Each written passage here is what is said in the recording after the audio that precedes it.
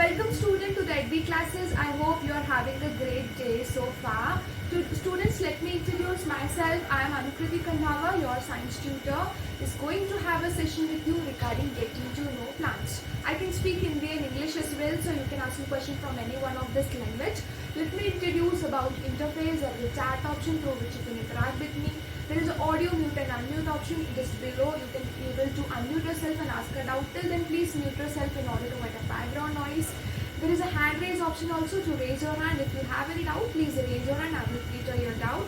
There is a video option to turn on and off your video. I request you to please turn on your video so that I can see your lovely face. So, without any further delay, let's begin our session with getting to know plants. So, we are going to begin our session with our friend Mickey. So, today Mickey is not having school because it's Sunday. His mother sent him to give water to the plant.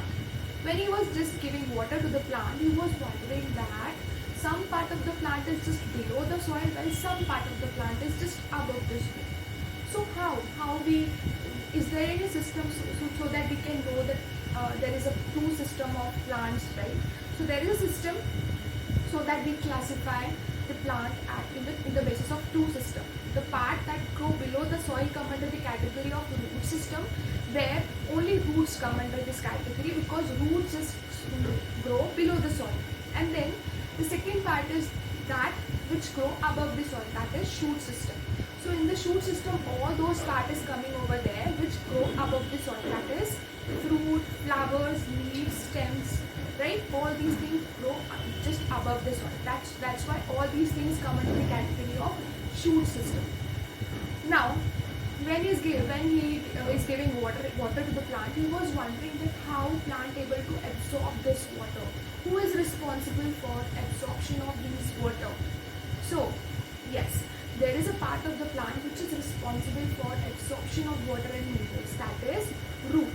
So we are basically root having the two important main functions. First of all, to anchorage the plant means nothing, to fix the plant. It fixes the plant to the soil.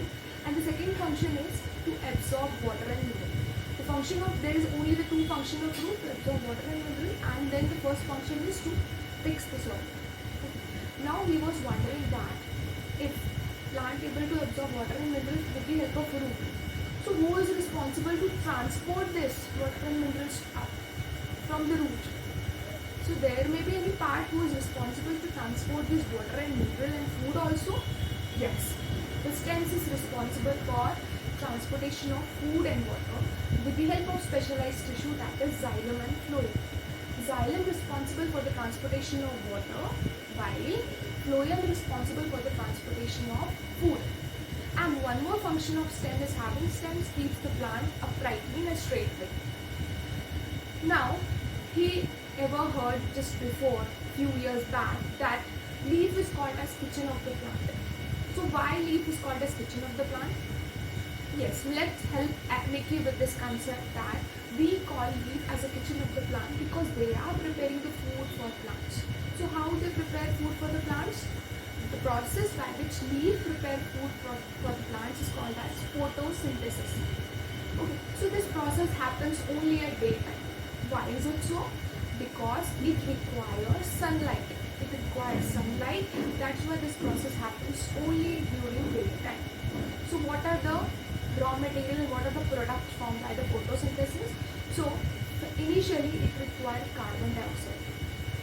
So how it gets carbon dioxide from atmosphere? It gets carbon dioxide plus it requires water. From where it is taking water from root. It absorbs water from the root and water is transported with the help of stem to the leaves. Okay. Then it requires sunlight, it is protected by sun. Then chlorophyll, that is itself present as a green color pigment in the leaf, and it leads to the formation of what?